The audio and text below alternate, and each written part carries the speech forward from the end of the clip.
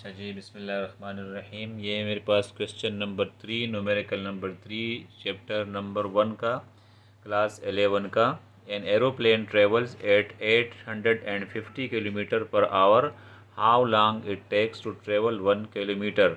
एक हवाई जहाज़ है, उसका रफ्तार स्पीड जो है वो 850 किलोमीटर फ़ी घंटा है।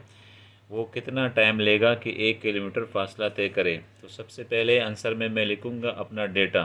ठीक, डेटा में लिख के गिवन गिवन क्वांटिटीज़ फर्स्ट लिख लें।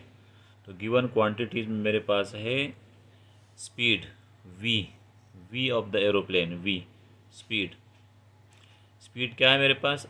850 किलोमीटर पर आवर। दूसरा मेरे पास क्या है? डिस्टेंस डी या एस, 1 किलोमीटर। 1 किलोमीटर डिस्टेंस के लिए हमने मालूम करना है कि वो कितना टाइम लेगा, और time T I have to find. ठीक, मुझे टाइम टी मालूम करना है।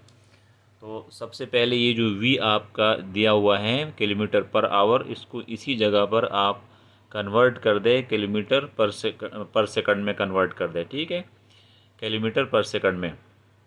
उनकी बुनियादी फार्मूला जो है वो किलोमीटर इसका सेकंड का है। ठीक है, यानी टाइम टी का जो यूनिट है वो सेकंड है। तो 850 डिवाइड बाय, ये 1 आवर है, तो 1 सेकंड में कितना हो चलेगा? तो 60 मल्टीप्लाइड बाई 60।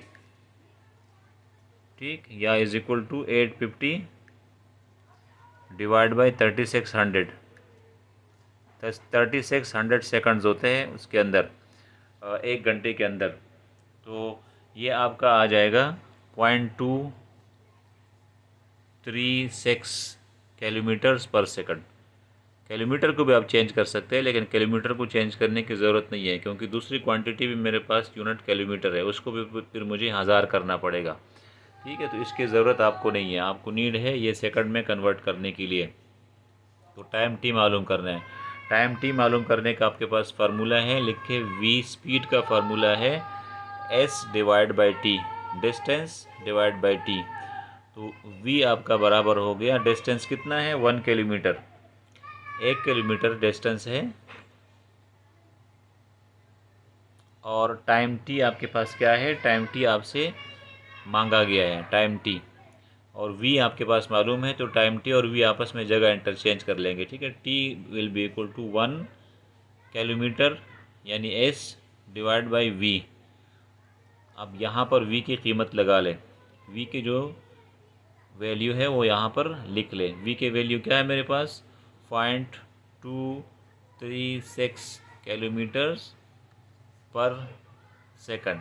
तो किलोमीटर किलोमीटर के साथ कट जाएगा, और 1 को डिवाइड करें 0.236 पर, तो ये आपके पास वैल्यू आती है 4.23 सेकंड्स। ठीक, 4.23 सेकंड्स वो टाइम होगा जिसमें आप अपना आपका जहाज़ जो है 1 किलोमीटर डिस्टेंस तय कर लेगा। ठीक, यहाँ पे कुछ ऐसी चीज़ें हैं, जैसे आपने यहाँ पे एस लिखा, टी लिखा, वी लिखा, तो अगले स्टेप में आप यहाँ पे वी की भी वैल्यू लिख सकते हैं।